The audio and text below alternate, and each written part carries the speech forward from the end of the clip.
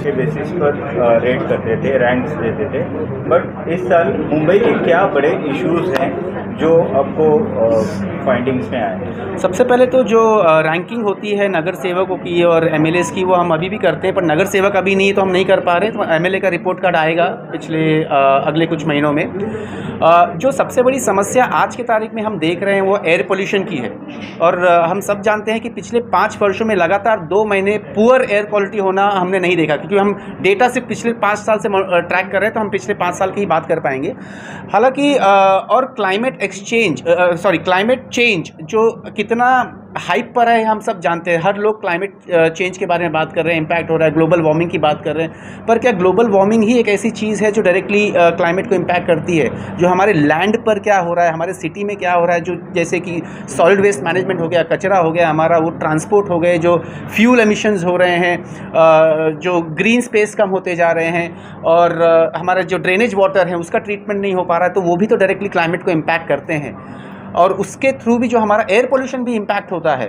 तो इन सब चीज़ों को ऑफ कोर्स ग्लोबल वार्मिंग को नकारना नहीं चाहिए, बट ये जो हम जिसको हम मैनेज कर सकते हैं एटलीस्ट हमें उस पर तो ध्यान देना चाहिए। हम उसको तो मैनेज करें कम से कम। सॉलिड वेस्ट मैनेजमेंट करना कोई बड़ी बात नहीं, हम मैनेज कर सकते हैं। सीवरेज ट्रीटमेंट को हम सीवरेज वाटर को हम ट्रीट कर सकते हैं। तो ये बेसिक चीज़ है, अगर हम इस पर ध्यान दें तो बहुत अच्छी तरीके से हम उसको मैनेज कर पाएंगे। सर, मेरा दूसरा सवाल ये है कि पिछले 1 साल से करीब हाउस में पावर में कोई नहीं है, नगर सेवक नहीं है। जो आम जनता है जनरली वो अपने प्रॉब्लम्स को लेकर नगर सेवक के पास जाती है, बट एडमिनिस्ट्रेशन है कहीं ना कहीं कितना जिम्मेदार मानते हैं कि कोई नगर सेवक ना होने की वजह से ये सब प्रॉब्लम्स मुंबई करों को फेस करने पड़ते? देखिए, मैं ऐसे नहीं कहूँगा कि नगर सेवक ना होने के कारण ये प्रॉब्लम्स फेस हो रहे हैं। ये प्रॉब्लम्स फेस होती आई हैं, ये इस पर हमें ध्यान देना चाहिए कि इस पर चर्चा भी हो रही है और ये प्रॉब्लम्स कंटिन्यूसली क्यों फेस हो रही है। अगर आप हमारा डेटा देखें, हम 2013 से इस डेटा को हम बता रहे हैं, तो लेकिन एक 2013 से भी कंप्लेंट्स बढ़ते जा रहे हैं, वो घटने के सिवा वो बढ़ते जा रहे हैं। हमें उस पर ध्यान देना चाहिए। हालांकि नगर सेवक ना, हाँ, उसका एक अलग इम्पैक्ट है, नगर सेवक ना होने का वो एक अलग इम्पैक्ट है, तो इस पर हमें ध्यान देना चाहिए। और नगर सेवक ना होने के कारण जो इस कंप्लेंट्स की मॉनिटरिंग और इस पर जो चर्चा होनी चाहिए और उस पर जो डिसीजन मेकिंग होनी चाहिए, कंक्लूसिव डिसीजन मेकिंग होनी चाहिए, वो नहीं हो पा रही है नगर सेवक ना होने के कारण।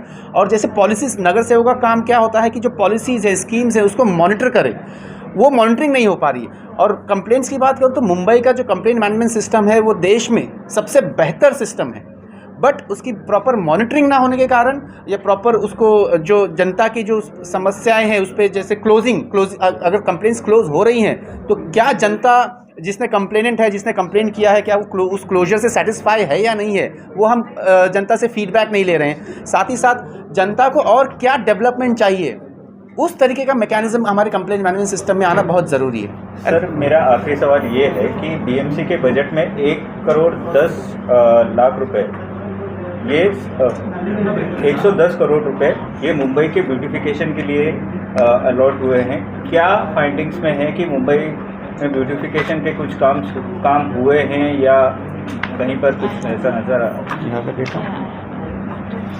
तो मैं मेरी कलीग रिनी से बताऊंगा। कुछ डेटा हमने एनवायरनमेंट स्टेटस रिपोर्ट पे उन्होंने, of course environment status report BMC का ही रिपोर्ट होता है, उनका एनुअल रिपोर्ट होता है, तो उनके रिपोर्ट में उन्होंने ब्यूटिफिकेशन के लिए कुछ काम बताए हैं। तो ब्यूटिफिकेशन के लिए अगर आप 5 साल के देखोगे 2017-18 टू 2021, उनके गार्डन्स जो है, रिक्रिएशनल फैसिलिटीज़ जो है वो 26% बढ़ गए हैं। ट्री प्लांटेशंस एक नया तरीका है, Miyawaki tree plantations to ensure green cover ज़्यादा बड़ी सिटी में, तो वो भी 2021-2022 में ESR रिपोर्ट के अनुसार 2,25,000 ट्री प्लांटेशंस ये तरीके से किए गए हैं और रेगुलर ट्री प्लांटेशंस को 220% से बढ़ गए हैं। इन टर्म्स ऑफ पार्क्स और गार्डन्स, वो भी हमारा डेटा कहते हैं ESR रिपोर्ट में 5 साल से वो बढ़ रहा है।